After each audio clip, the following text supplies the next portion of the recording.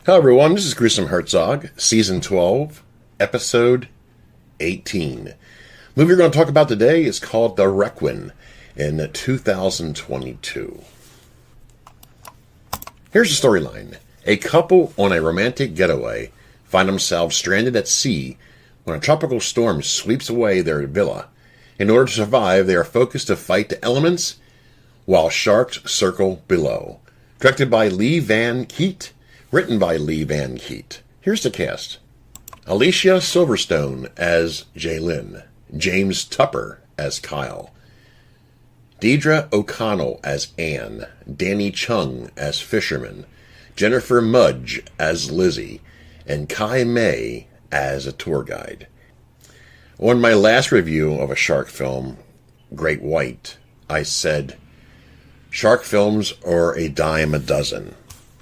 And most of them end up like The Reef, open water, to where people are stranded in the water with sharks around. Well, guess what? This film is exactly like that. But, it's only two people, husband and a wife. Their little hut was blown out to the sea because of a tropical storm. So they're floating around in their little home. Imagine that. And then they decide to try and attract attention from planes and boats. So they got the brilliant idea, which I don't understand why they did that, is to set a fire on a wooden house. So you know what happens next. It catches fire. They jump in the water.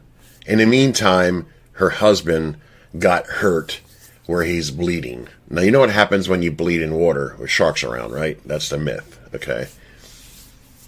Yeah. Now, one thing I'll say about this movie is it's way different than any other ones I've seen. It's basically those two surviving because of an incident, because of the storm. And yes, they're in the water. I get that. But this movie was smart. It was made smart.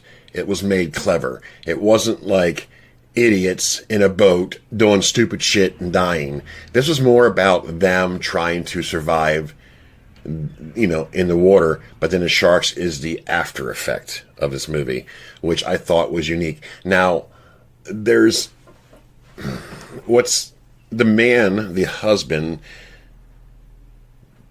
Wow, it's hard to explain. They were like on pieces of wood just floating there, and you see the shark bite the husband's leg. Okay, then it goes to the next morning to where they're both sleeping or passed out, whatever, on the wood, just floating in the water. Well, eventually she finally was able to get to land. Wow, that I never saw before in a shark film like this. But the sad part about it is her husband was dead. His legs were bitten off. So now you have a survival of just the wife, Alicia Silverstone, Jaelyn, fighting for survival. She's on this island, and now what's she supposed to do? So it ends up that she goes back into the water again, which is kind of weird.